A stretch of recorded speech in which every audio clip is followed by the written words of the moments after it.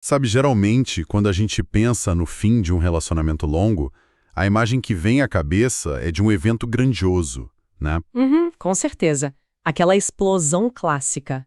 Exato, tipo malas sendo jogadas pela porta, gritaria, um prato quebrando na parede, aquele tipo de barulho que faz o vizinho até abaixar o volume da TV para tentar escutar o que está rolando. Nossa, sim. É quase um drama de novela. Pois é, e de certa forma, a nossa cultura condicionou a gente a procurar por esse nível de caos, sabe? Só para validar que algo realmente acabou de vez. Mas o nosso mergulho de hoje vai na direção oposta. É, o que nos obriga a olhar para a ausência de som. Porque, bom, o vazio de um espaço que antes era habitado pode ser ensurdecedor. E é exatamente aí que entra a nossa missão de hoje. A gente vai fazer o resumo e a análise profunda do capítulo 12 da obra Amor Impossível. Um capítulo que, por sinal, é ironicamente intitulado O Tempo que Separa. Sim, o título já diz muita coisa. E como quem nos acompanha aqui já sabe bem, nós aterrissamos direto na ressaca daquela segunda-feira. O dia seguinte daquela briga colossal. Aquela mesma, entre o Marcos e a Cláudia. Então a proposta dessa nossa conversa de hoje é desconstruir a anatomia de uma pausa conjugal. A gente quer investigar por que essa ideia de dar um tempo que, na teoria serve para esfriar a cabeça e salvar as coisas, acaba funcionando de um jeito bem diferente. Funciona quase como um acelerador de partículas, né? Para verdades que os personagens estavam tentando ignorar há muito tempo. Exatamente isso. E para começar a mapear esse cenário, eu acho super válido a gente olhar primeiro para o aspecto mais físico desse início de capítulo, que é a mão do Marcos. Aquele corte com copo. Mas o que me chama a atenção aqui não é o ferimento em si, é o esforço. Como assim o esforço? Tipo, tarefas banais lá no Entre Linhas Café, como abrir um simples pacote de grãos, agora exigem do cara uma energia hercúlea, sabe? A dor lateja, rouba a atenção dele o tempo inteiro. Eu vejo essa mão enfaixada quase como uma materialização do que sobrou do casamento com a Cláudia. Nossa, que analogia interessante. Porque a estrutura base quebrou, né? E de repente o modo automático da vida desapareceu por completo. Ele precisa pensar em como fazer o básico. E essa leitura do esforço que você fez é fundamental, porque na psicologia a gente costuma falar bastante sobre a carga cognitiva da dor constante. Carga cognitiva, explica um pouco mais isso pra gente. Claro. É assim, quando alguém está com uma dor crônica, ou mesmo uma dor suportável, mas constante, o cérebro da pessoa está alocando uma parte considerável de energia o tempo todo para ajudar com aquilo. Faz sentido. Então, isso drena a força de vontade, diminui o controle de impulsos e, cara, deixa a pessoa absolutamente exausta. O Marcos está operando ali no limite da reserva emocional dele. Nossa, total. E aí entra aquele acordo tenso, né? Exato. O acordo que ele e a Cláudia fizeram no domingo à noite, de passarem 2 semanas inteiras sem se verem, com ela isolada lá em São Paulo, é basicamente uma tentativa desesperada de aliviar essa carga cognitiva que a presença um do outro causa. Só que tem um ponto. O Marcos não é bobo. Ele percebe que essa dinâmica de vamos respirar longe um do outro, isso carrega uma falsidade intrínseca muito forte. Ele sabe que é uma desculpa, né? Sim. Ele entende ali no fundo que eles estão apenas vestindo uma separação definitiva com umas roupas um pouquinho mais confortáveis.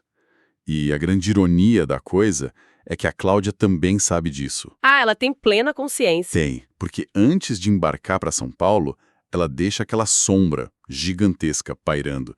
O fato de que na cabeça dela, o infame episódio lá do hotel é a raiz de tudo. Pois é, esse diálogo antes da rodoviária revela a fratura exposta entre a verdade factual e a verdade emocional da situação. Como assim, fratura exposta? É que o Marcos usa aquela defesa clássica do réu que se apega aos detalhes técnicos, sabe? Ele diz tipo, nós dormimos em camas separadas, pode ir lá perguntar pra Gabriela. Ele tenta usar a ausência da consumação física ali como um atestado de inocência absoluto. O que, convenhamos, é uma defesa muito frágil. Muito frágil. E a Cláudia responde com o silêncio. E o texto faz questão de dizer que esse silêncio dela machuca mais do que qualquer grito que ela pudesse dar. Sim, porque ela não duvida da logística das camas. Ela não acha que ele está mentindo sobre isso. Ela desvia o olhar porque a tragédia real dela é entender o conceito de infidelidade emocional. A linha já foi cruzada, mas na mente deles. Perfeito. O ponto de ruptura para Cláudia não é a cama. É perceber que a energia vital do marido, a curiosidade dele, o afeto espontâneo, tudo isso foi redirecionado para outra pessoa. É de partir o coração, se você pensar pelo lado dela. Sim, porque o fato de os corpos não terem se tocado no hotel acaba sendo quase um detalhe cruel, sabe? Porque prova que o vínculo não é apenas um deslize puramente físico, da carne.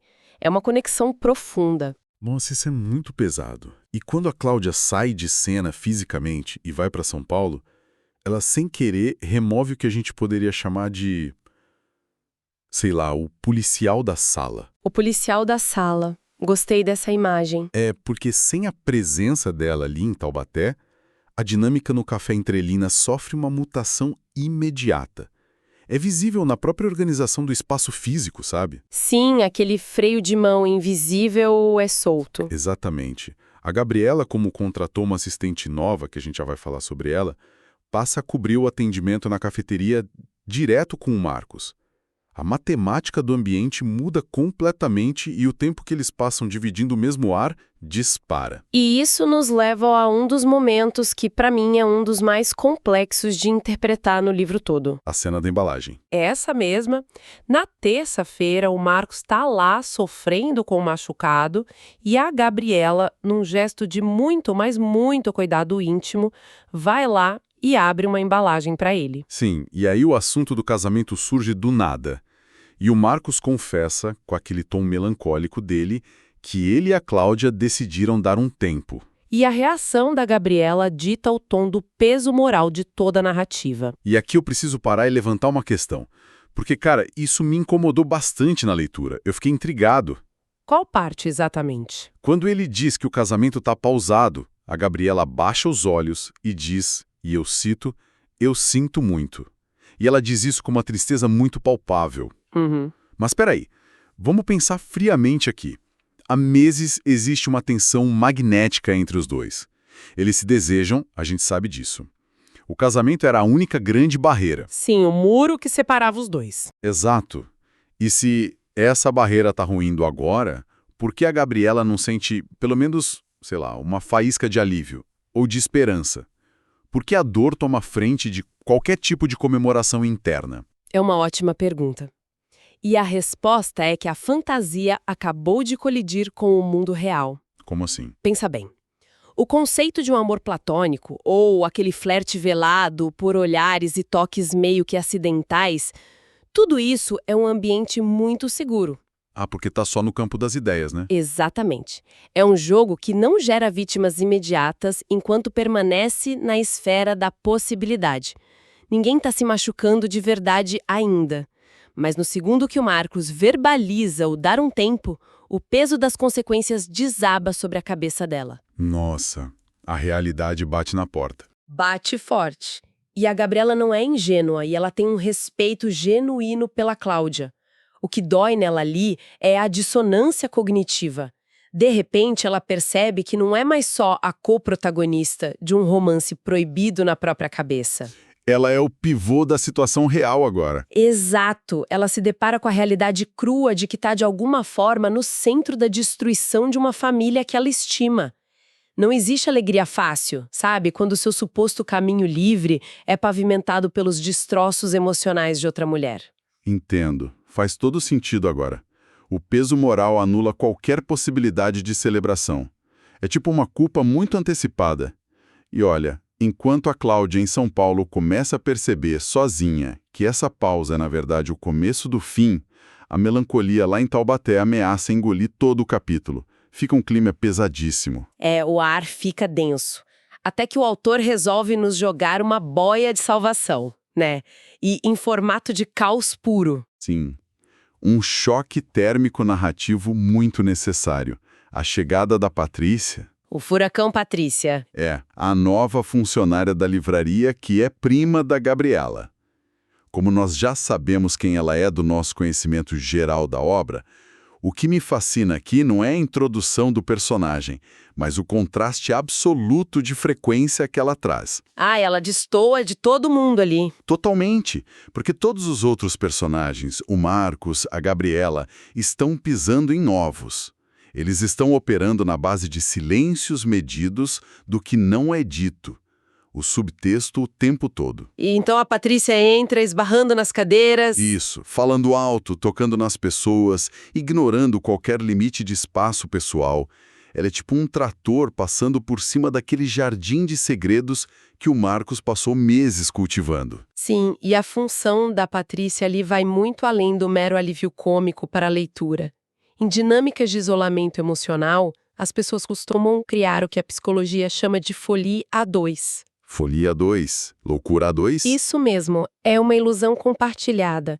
O Marcos e a Gabriela criaram meio que uma bolha, onde podem fingir que nada está acontecendo, que tudo está sob controle, e a Patrícia funciona como um agente estressor externo que fura essa bolha. Ela não comprou o roteiro deles. Exato. Ela é o teste de estresse da negação do Marcos. Como ela não faz parte do acordo silencioso deles de omitir a realidade, ela simplesmente chega e fala o que vê, sem filtro. E ela vê tudo muito rápido, né? É impressionante.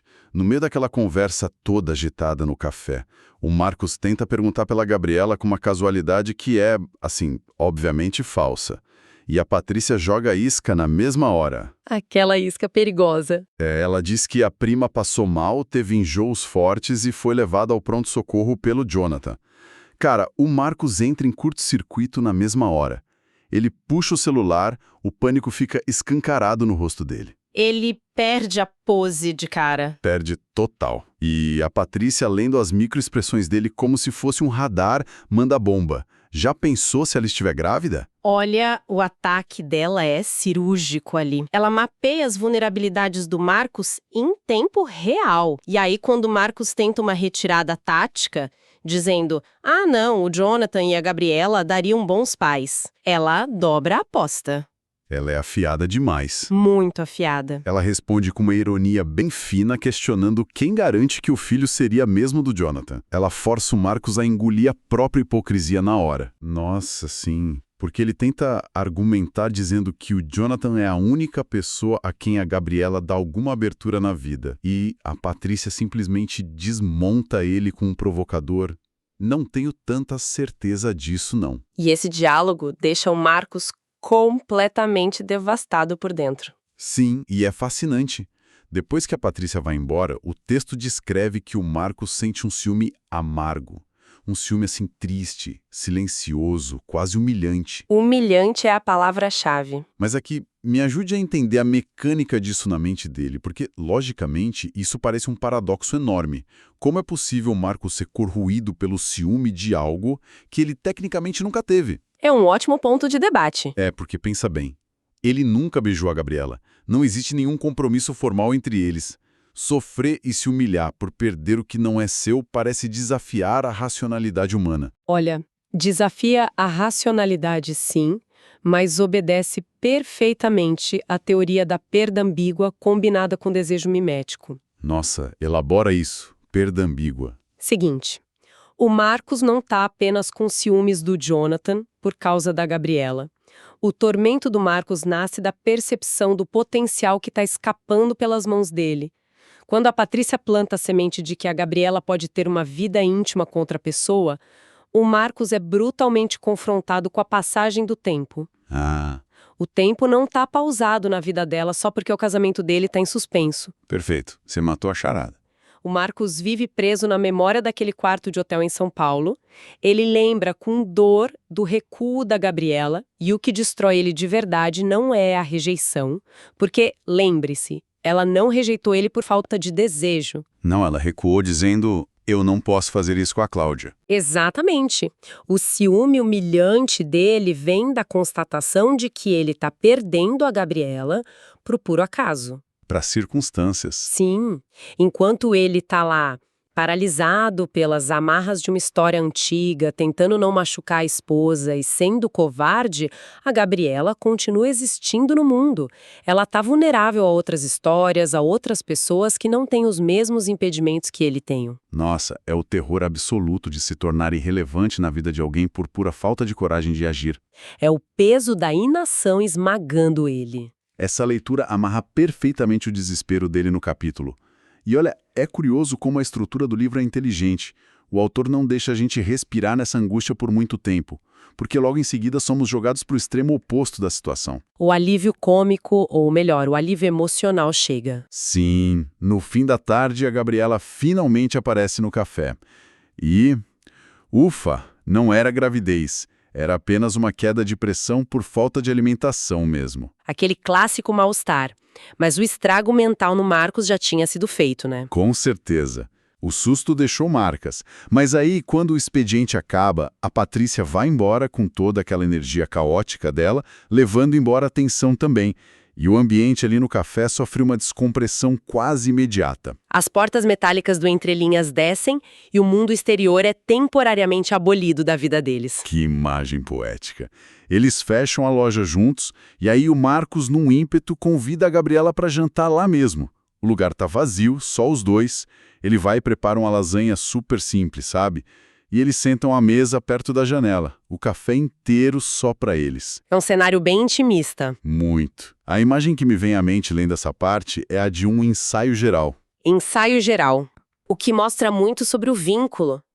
O contraste com o campo minado que era a casa dele com a Cláudia, onde cada palavra gerava uma briga, é gritante. Gritante, com a Gabriela é fácil, é natural. E essa intimidade doméstica que eles demonstram lá no café e logo depois quando eles sobem para o apartamento do Marcos, é um fenômeno psicológico muito forte. Por quê? Demora muito para conseguir isso. Demais. Geralmente casais levam anos de convivência diária para criar esse tipo de ninho emocional, sabe? Ninho emocional. Gostei do termo. É esse espaço de conforto onde o silêncio não é constrangedor. O silêncio não precisa ser preenchido por falação nervosa ou piadas forçadas. E para eles isso surge quase de imediato, o que só reforça a gravidade e a profundidade dessa conexão. Faz todo sentido. E quando eles sobem de fato para o apartamento para assistir a um filme, a atmosfera fica ainda mais densa, porque a Gabriela sente o peso físico do lugar, que, cara, ainda transpira a convivência com a Cláudia. As coisas da Cláudia ainda estão por lá. Sim, o fantasma da esposa tá presente. Tá sim. Aí a Gabriela sugere um filme, o Antes que o Dia Termine, eles sentam no sofá para assistir, e olha, a sincronia deles ali é total. Eles riem exatamente no mesmo compasso, eles sentem o peso do final triste do filme juntos. Em completa harmonia. Sim. E os braços deles, ali relaxados no sofá, ficam a milímetros de distância, quase se encostando. Mas atenção, não há toque em nenhum momento. Não se encostam de verdade. E esse é um detalhe crucial para a análise. É, porque aqui eu quero fazer um contraponto agressivo a uma ideia muito comum que o pessoal costuma ter. Manda. Muitas vezes as pessoas dizem, se eles não se tocaram fisicamente, então no fundo eles estão respeitando os limites do casamento, o Marcos não traiu de fato. Mas, cara, eu olho para essa cena do sofá e eu não vejo respeito, eu não vejo honra. Interessante. O que você vê então? Para mim, essa falta de toque parece ter outro significado completamente diferente. É tenso demais para ser só amizade. O que você acha? Faz sentido isso? Faz todo o sentido. O seu contraponto toca exatamente na essência desse capítulo. A contenção física deles, esse esforço absurdo de não encostar um no outro, não é um sinal de respeito às fronteiras do casamento de jeito nenhum. É o que, então? É a prova definitiva de que as fronteiras emocionais já foram obliteradas há muito tempo. Explica melhor essa dinâmica. Por que o não tocar denunciar a traição? Porque à primeira vista parece contraintuitivo. Vamos lá. Pensa na mecânica de uma amizade comum de pessoas que não têm segundas intenções. Amigos esbarram os ombros no sofá quando riem. Eles dão tapinhas no braço durante uma piada. O toque casual não carrega peso nenhum numa relação platônica real. Verdade. Se fosse só amizade, o encostar não seria um tabu. Exatamente. Mas entre o Marcos e a Gabriela, o ar tá tão saturado de intenção e de significado contido que um simples esbarrão de mão seria como riscar um fósforo dentro de uma refinaria de petróleo. Nossa, iria explodir tudo. Explodiria. O esforço ativo e quase doloroso que os dois precisam fazer para não se tocarem no sofá, isso sim denuncia que o limite físico se tornou a última e a mais frágil trincheira. A última barreira de defesa deles. Sim, se eles se tocassem, não seria mais um flerte exploratório, seria a assinatura do contrato. Eles estão ali compartilhando um silêncio absurdamente íntimo e chorando juntos por causa de um filme no escuro de uma sala. E isso é infinitamente mais revelador do que um beijo roubado na balada. Infinitamente, a barreira física é mantida artificialmente por eles, simplesmente porque é a única mentira que eles ainda conseguem contar a si mesmos e para a sociedade. Do tipo, nós somos apenas bons amigos.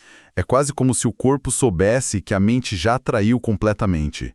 A tensão arrasta essa cena até a madrugada. O filme acaba, eles disfarçam o choro, o Marcos caminha com ela pelas ruas frias de Taubaté até a porta da casa dela. E o roteiro do sofá se repete na calçada, né? Repete certinho. Sem abraço, sem toque, apenas palavras. Então ele faz o longo caminho de volta para o apartamento.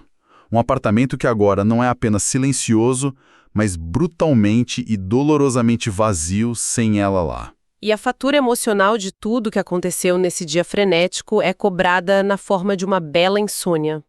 O Marcos deita e fica encarando o teto no escuro daquele quarto.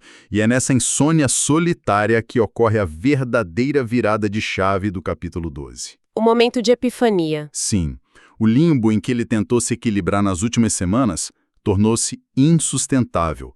Aquela passividade toda dele de deixar o tempo passar para ver no que dá e não tomar atitude nenhuma, isso evapora. E na madrugada, olhando para o teto, ele toma uma decisão muito clara e deliberada. Finalmente, né? Ele deixa de ser um passageiro da própria crise e, de fato, assume o volante da vida. E é importante notar que o plano que ele elabora não é uma reação impulsiva de raiva. Não é como a briga dos pratos quebrando com a Cláudia. Isso.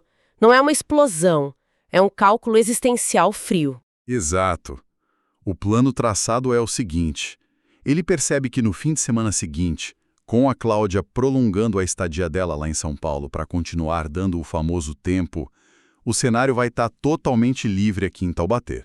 O palco tá montado. E o Marcos decide que vai chamar a Gabriela para sair de verdade. E não sem disfarces de trabalho dessa vez. Sem aquela muleta do vamos jantar aqui no café de porta fechada. Isso, sem jantares casuais. Ele vai sair em um encontro. E ele vai colocar absolutamente todas as cartas na mesa. Vai confessar com todas as letras o que ele sente, o abismo irreparável que se tornou o casamento dele com a Cláudia, e a separação que, na prática, já é um fato não documentado. Ele vai jogar o jogo às claras. E o compromisso que ele firma consigo mesmo ali, sozinho no escuro do quarto, é aterrorizante e libertador ao mesmo tempo. Ele decide que, se a Gabriela demonstrar que está disposta a bancar essa história com ele encerra de vez o casamento. Fim definitivo do Dá um Tempo. Acabou. É um marco, né? O que marca o fim de um ciclo longo de covardia dele. Ele adormece naquela madrugada com medo, óbvio, mas agora é um medo ativo. Como assim um medo ativo? É um medo que é baseado na esperança de um futuro novo, o que é bem diferente daquele pavor paralisante dos dias anteriores, de só ficar esperando o mundo desabar na cabeça dele. Ele tomou as rédeas da própria narrativa. Exato. O que nos leva a fechar esse nosso mergulho de hoje, refletindo um pouco sobre a natureza dos começos e, principalmente, dos finais. Sabe, lendo tudo isso, fica muito claro para mim que as fronteiras que a gente usa para medir as relações muitas vezes são completamente ilusórias. São convenções sociais, no fim das contas. Sim, nós, como sociedade, a gente costuma traçar a linha da infidelidade ali no toque dos lábios, no lençol amarrotado do motel. A gente precisa de provas físicas, visíveis. Mas depois de analisar minuciosamente esse capítulo e a dinâmica da Gabriela e do Marcos, eu sinto que a gente precisa expandir essa definição, urgentemente. Sem dúvida. O texto exige essa reflexão profunda. É porque, pensa bem, O que dizer de uma madrugada inteira dividindo uma lasanha requentada? O que dizer de duas pessoas que, sem encostar um dedo sequer, estão emocionalmente entrelaçadas de uma forma que parece irreversível? A traição da alma precede a traição do corpo. Que frase ótima, é exatamente isso. Então a grande questão que esse capítulo nos deixa não é necessariamente sobre o que vai acontecer com a Cláudia em São Paulo, ou se a Gabriela vai aceitar sair com o Marcos. É sobre como os rompimentos realmente ocorrem no mundo real. A anatomia do fim.